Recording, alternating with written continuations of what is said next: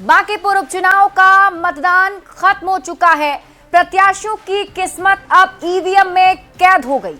लेकिन सबसे बड़ी चिंता की बात यह है कि बांकीपुर में बेहद ही कम मतदान हुआ है। शाम 5 बजे तक 33.60% मतदान की खबर है।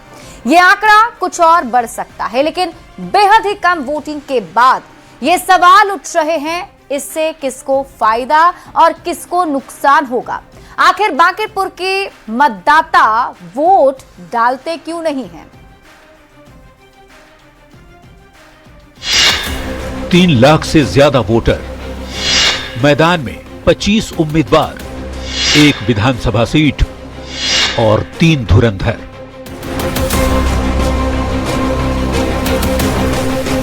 पटना की बांकीपुर विधानसभा सीट पर उपचुनाव हो चुका है और अब सबकी नजरें टिकी हैं 3 अगस्त पर, जब ईवीएम का पिटारा खुलेगा और वोटों की गिनती होगी। गिनती में कौन बाजी मारेगा ये तो 3 दिन बाद पता चलेगा। पर एक बात जो इस चुनाव में समझ आई वो ये कि बांकीपुर के मतदाता वोट ही नहीं डालते।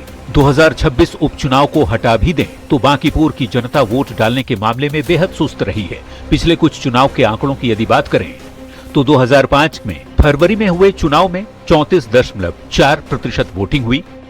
2005 में अक्टूबर नवंबर में हुए चुनाव में 33.2% वोटिंग हुई, जबकि 2006 के उपचुनाव में 19.85% वोटिंग हुई।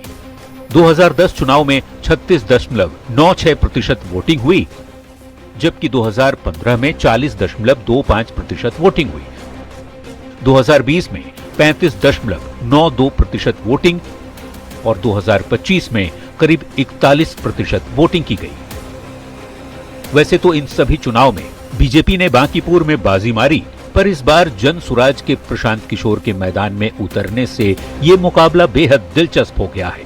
बांकीपुर विधानसभा सीट बिहार के सबसे जागरूक मतदाताओं की आबादी वाली सीट है। इसके बावजूद इतनी कम वोटिंग प्रतिशत होने पर सवाल तो उठता ही है कि आखिर बांकीपुर के मतदाता वोट क्यों नहीं डालते।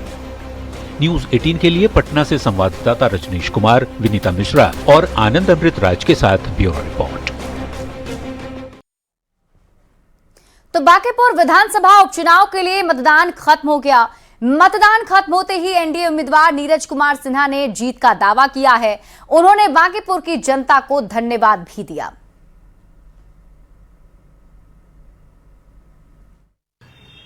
तो बांकीपुर विधानसभा उपचुनाव खत्म हो चुका है और इस वक्त हमारे साथ बीजेपी के उम्मीदवार, एनडीए उम्मीदवार नीरज सिन्हा मौजूद हैं। नीरज जी, चेहरे पे मुस्कुराहट, क्या इशारा कर रहे हैं?